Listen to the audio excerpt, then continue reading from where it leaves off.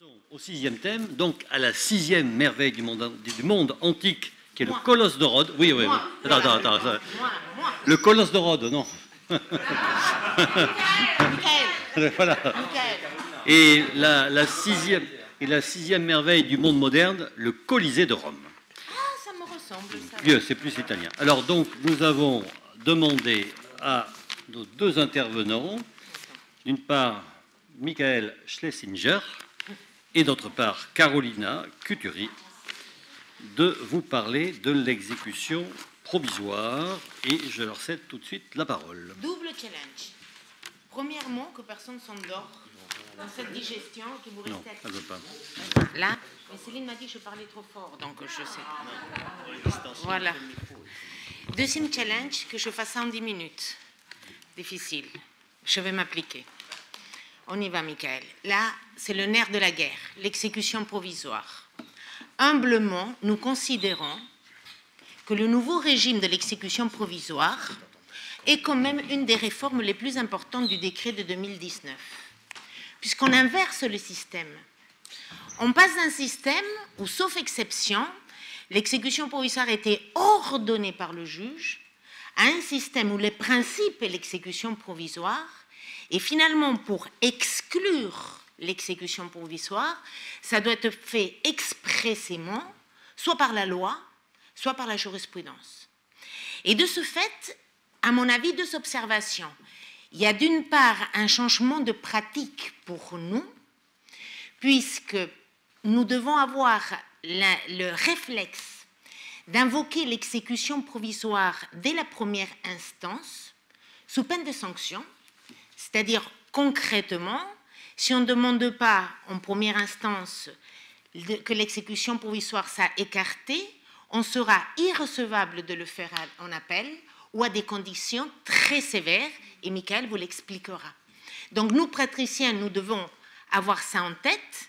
Et deuxième observation, et on en parlait hier avec Madame Molla, de fait c'est Madame Molla qui m'a fait penser, c'est le rôle du juge. C'est le rôle du juge de première instance. Certes, au-delà de son rôle actif dans cette exécution provisoire, puisqu'il peut l'écarter quand c'est une exécution provisoire de droit, ou il peut le redonner en cas d'exécution provisoire facultative d'office, il trouve sa responsabilité, si on peut dire accrue, parce que toutes les décisions qu'il va être amené à prendre vont être exécutoires de droit. Et il n'a plus le parapluie de dire, comme me disait Madame Molla, dans certaines matières, quand on veut innover, parce qu'un juge peut, c'est vrai, innover, prendre des risques dans le cadre d'une décision, se dire, bon, chez la cour d'appel, c'est pas exécutoire, etc. Aujourd'hui, je pense, c'est vrai, le rôle du juge de première instance est quand même accru et plus important. Donc, cette réforme, je vais essayer de passer, nouveau texte. Donc l'article 3 du décret, finalement, modifie à peu près 12 textes, à peu près des articles 514 à 526. Quel est le champ d'application de cette réforme? C'est simple, c'est toutes les juridictions de première instance de l'ordre judiciaire, civil, commercial, social, rural, prud'homal. Que ce soit des décisions qui statuent sur le fond, ou que ce soit des décisions qui statuent sur la procédure, que ce soit des décisions provisoires ou définitives. Donc le champ est assez ample. C'est une généralisation. Contrairement aux autres réformes du décret, en matière d'exécution provisoire, la réforme s'applique à toutes les instances introduites à partir du 1er janvier 2020. Donc, et non pas aux instances en cours. Toutes les procédures qui introduite à partir du 1er janvier 2020. Et à ce stade de mon raisonnement, je voudrais partager avec vous deux observations. La première observation, c'est le maintien de l'effet suspensif de l'appel.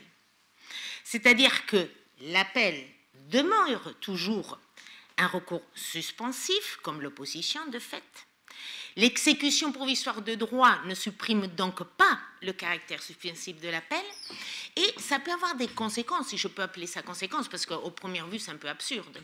Mais par exemple, en matière d'hypothèque définitive, puisque quand on va devoir régulariser une hypothèque définitive à la suite d'une hypothèque provisoire prise sur ordonnance, en cas d'appel, nous devrons toujours attendre l'arrêt de la Cour pour pouvoir la régulariser, puisque forcément, on ne peut le faire que si on a une décision qui a une force de chose jugée, c'est-à-dire non susceptible d'un recours suspensif.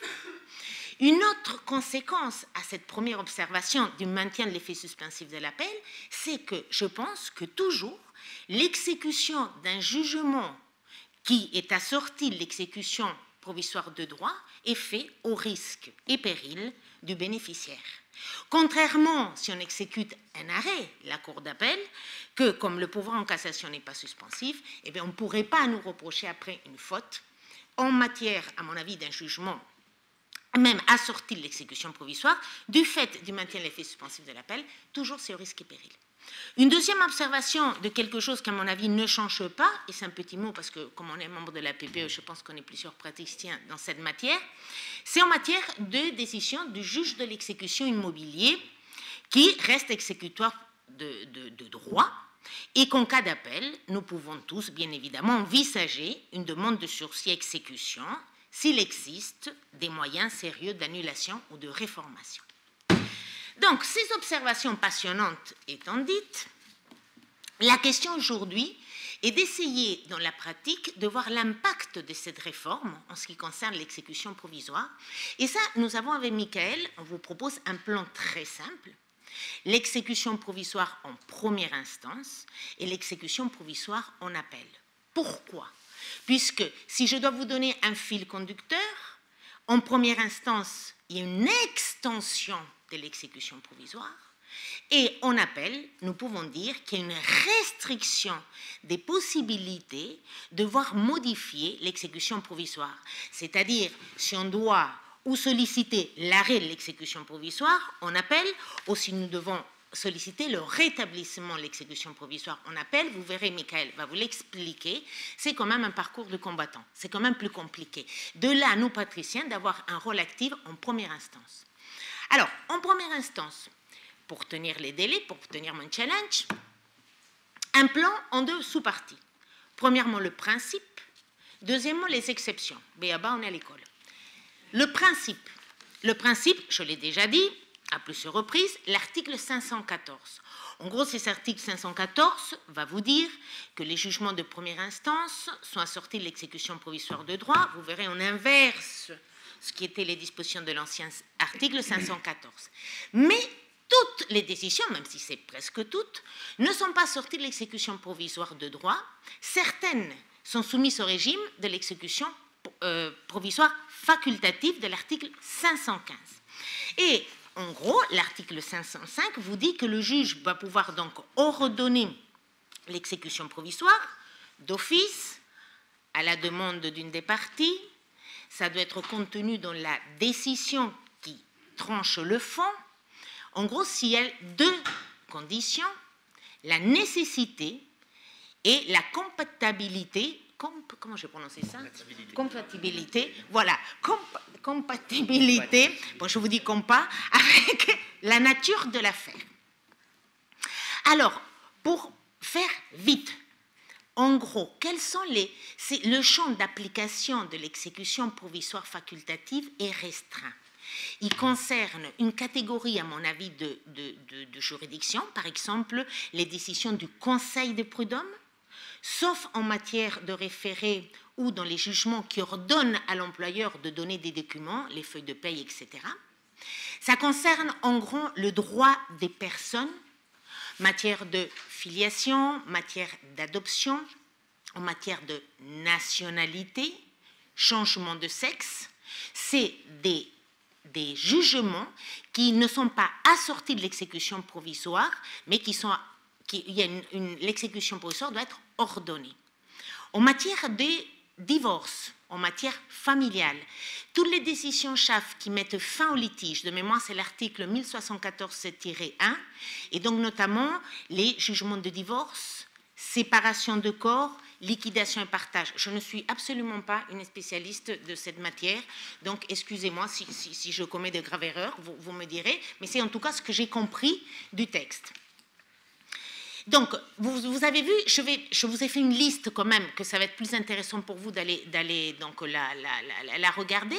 Mais ce que j'ai retenu quand même, c'est état des personnes, matière familiale, conseil des prud'hommes, mais c'est vraiment très particulier. En matière de procédure collective, ça va être les décisions qui concernent les dirigeants, faillite personnelle par exemple, ou interdiction de gérer, etc.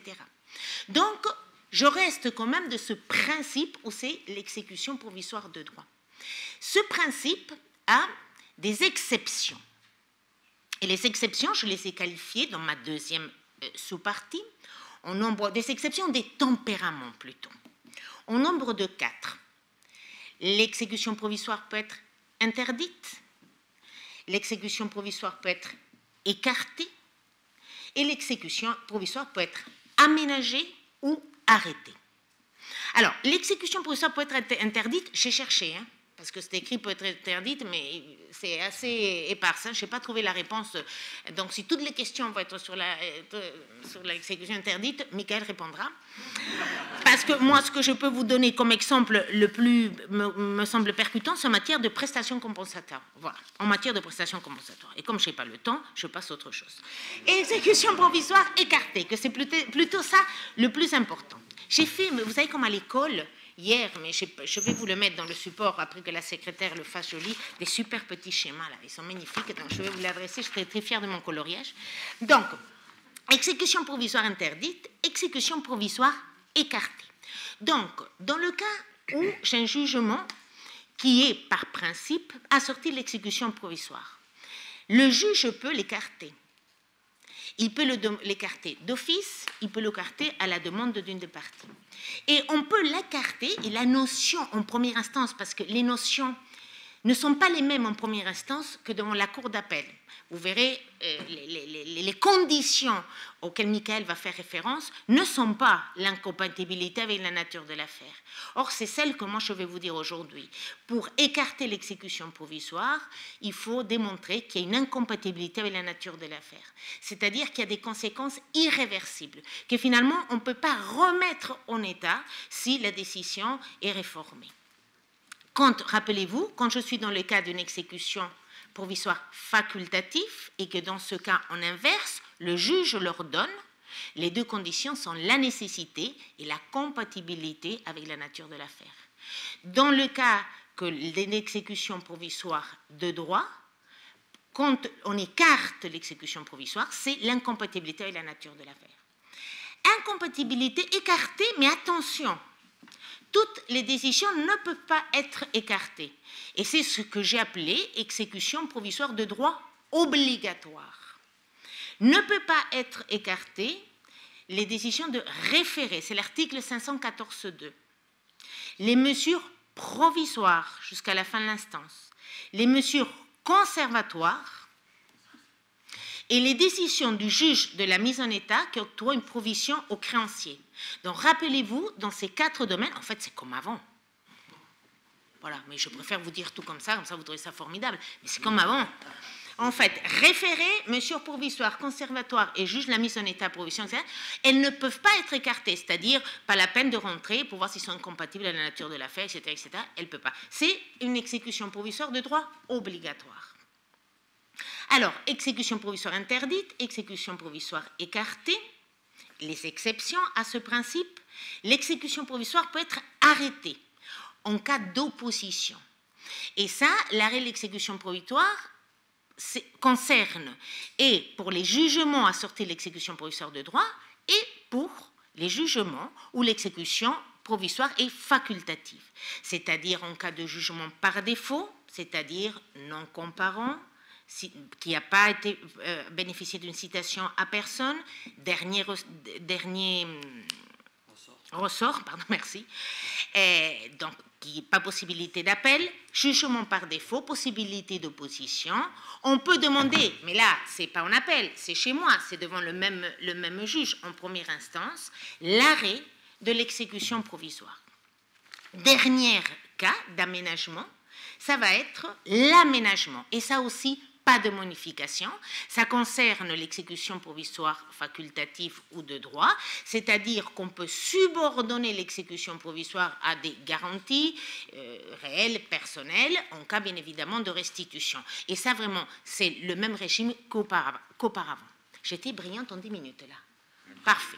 Donc, maintenant je vais passer la parole à Michael, qui a fait un très bon petit schéma pour vous permettre de comprendre, à la suite, à mon stade, quand on a arrêté, écarté, aménagé l'exécution provisoire, qu'est-ce qu'on peut faire en appel. Et vous verrez, comme je vous l'ai dit dans l'introduction, que c'est quand même assez compliqué, beaucoup plus quand même sévère. Les conditions sont beaucoup plus sévères.